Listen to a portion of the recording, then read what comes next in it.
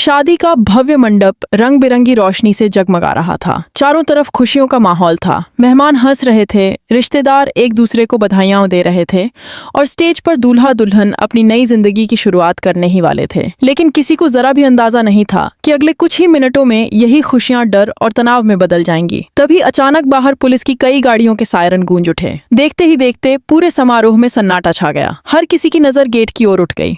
Police की team तेज कदमों से अंदर आई और उनके पीछे कैमरे लिए मीडिया के लोग भी दौड़ पड़े। एक पल पहले जो जगह खुशियों से भरी थी, अब वहां सिर्फ बेचैनी और सवाल दिखाई दे रहे थे। परिवार के लोग कुछ समझ पाते उसको सोसी शादी शुभ को देते। उससे पहले पुलिस ने पूरे समारोह को रोकने का आदेश दे दिया। मेहमान आपस में फुसफुसाने लगे। कोई कह रहा था कि शायद कोई गलतफहमी हुई है, तो कोई सोच रहा था कि इतना बड़ा परिवार आखिर पुलिस के निशाने पर कैसे आ गया। तभी एक आवाज गूंजी, हमारे पास दहेज लेने की शिकायत आई है। यह सुनते ही हर किसी के चेहरे का रंग उड़ गया। दूल्हा दुल्हन भी हैरानी से एक दूसरे को देखने लगे। किसी को विश्वास ही नहीं हो रहा था कि इतने बड़े और प्रतिष्ठित परिवार पर ऐसा आरोप लगाया जा सकता है। उसी समय परिवार का एक सदस्य आगे आया और घबराई हुई आवाज में बोला, मैं अपने मन से कुछ नहीं कह रहा हूँ। इंस्पेक्टर साहब के पास सबूत हैं। अगर सबूत नहीं होते तो पुलिस यहाँ कभी नहीं आती। उसके शब्द सुनकर माहौल और भारी हो गया। सभी की नजर अब इंस्पेक्टर पर टिक गई। इंस्पेक्टर ने शांत लेकिन सख्त आवाज में कहा, बिना ठोस सबूत के पुलिस किसी नामी परिवार के शादी समारोह में कार्रवाई नहीं करती। हमें जो जानकारी मिली है उसके आधार पर जांच शुरू की गई है। इतना सुनते ही रिश्तेदारों में खलबली मच गई। कुछ लोग पुलिस की बात पर विश्वास कर रहे थे, जबकि कुछ इसे किसी बड़ी साजिश का हिस्सा बता रहे थे। कोई कह रहा था कि किसी ने परिवार को बदनाम करने के लिए झूठी शिकायत की है।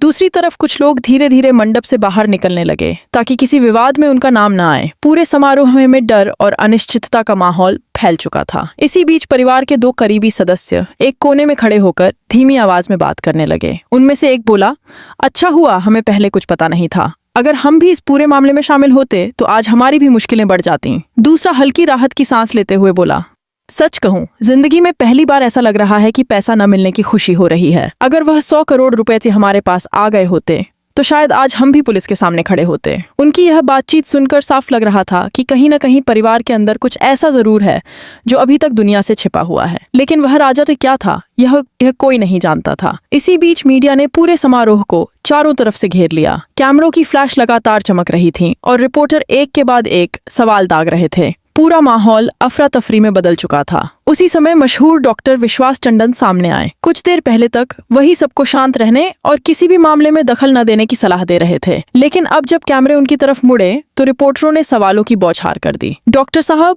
क्या आपके परिवार ने दहेज लिया है? क्या पुलिस के पास आपके खिलाफ पक्के सबूत हैं? हैं। क्या आप इन आरोपों को स्वीकार करते हैं? लगातार होते सवालों से डॉक्टर विश्वास का चेहरा गुस्से से लाल हो गया। उन्होंने तेज आवाज में कहा, बस कीजिए। हमारे परिवार के बारे में झूठी खबरें फैलाना बंद कीजिए। पहले सबूत लेकर आइए, फिर सवाल पूछिए। बिना किसी सच्चाई के किसी की इज्जत पर उंगली उठाना बहुत आसान है।